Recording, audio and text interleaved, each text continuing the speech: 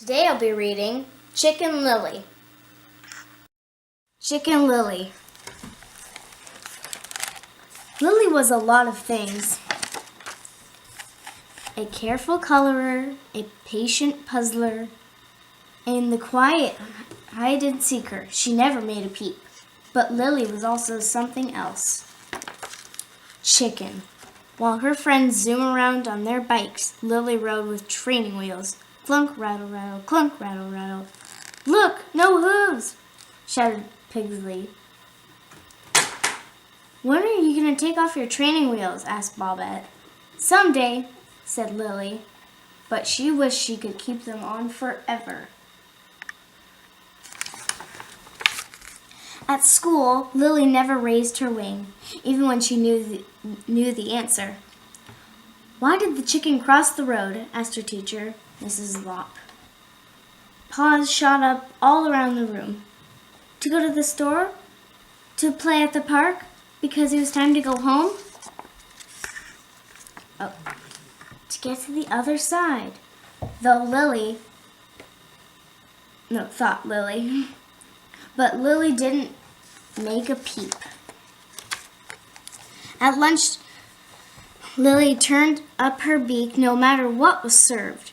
Haystacks, sloppy joes, shepherd's pie. Lily shook her head and pecked at her sack of chicken feed. You're just chicken, said Bobette. What if it tastes yucky? Said Lily. What if it tastes good? Lily wasn't taking any chances. The next day, Mrs. Lopp posted a big notice on the bulletin board. Mrs. Lopp's class, Grand Slam Poetry Jam. Do you like to write and rhyme? You want to have a real good time? Grab your pen and write. Read your poem tomorrow night. I can't wait, bleated Bobette. Me neither, squealed Pigsley. I can wait, Lily clucked to herself. Just thinking about reciting a poem in front of everyone sent shivers down her tail feathers. Lily brooded about it the rest of the day. She couldn't help thinking of all the things that might go wrong. What if she sounded like a bird brain? What if she fell flat on her beak? What if she laid an egg? That night, Lily hatched a plan. She grabbed a pencil and wrote very carefully. The next day, Lily unfurled a long list in front of her teacher. I can't be in the poetry jam, Mrs. Lopp, said Lily. I've got too much to do. Lily held her breath hopefully. There was no way she'd have to be in the Grand Slam Poetry Jam now. Lily, feather my nest, put all the eggs in one basket, count the chickens before they hatch, cross a road, give a bok here and a bok there.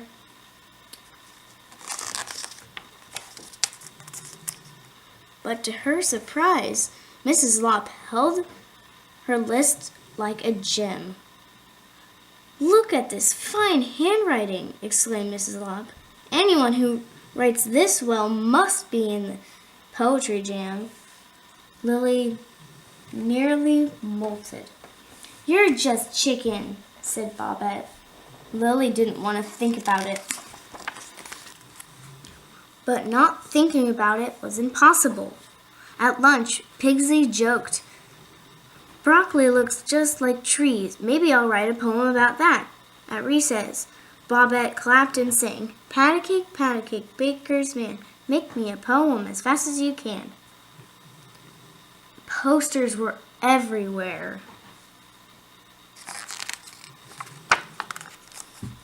After school, Lily went home and tied red ribbons around her coop to make it a poem-free zone. But her friends only wrote more poems. Ribbons are red, violets are blue. We love to write poems. How about you? Stop being silly, said Bobette. The poetry jam is tonight. You have to have a poem. No, I don't, said Lily stubbornly. She shut her eyes and covered her ears. When she opened her eyes, everyone was gone. Lily felt like a rotten egg. Deep down, she knew Bobette was right. The only thing worse than reading a poem would be standing on stage with no poem at all. So Lily began to write, just a little, one letter, then another, A, B, C, D, E, F, G. Lily decided that writing a poem, was sort of like putting together a puzzle. Lily was good at puzzles. When she finished, the only question was, could she read it in front of everyone? That night, Lily crowded onto the stage with the rest of her class. One by one, Lily's friends got up and read their poems. Broccoli is my favorite food. I like it best with cheese. But what I really like the most is how it looks like trees. Then it was Lily's turn. She wished she could fly the coop. As she walked to the microphone, the audience smiled and clapped. Her friends did too. Lily could and would read her poem. A, B, C, D, E, F, G. Writing poems is fun for me. When we're done and out the door, I'll go home and write some more.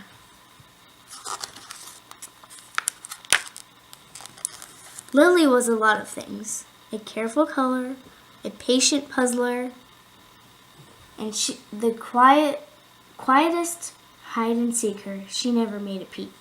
But Lily was also something else. Chicken, just not all the time.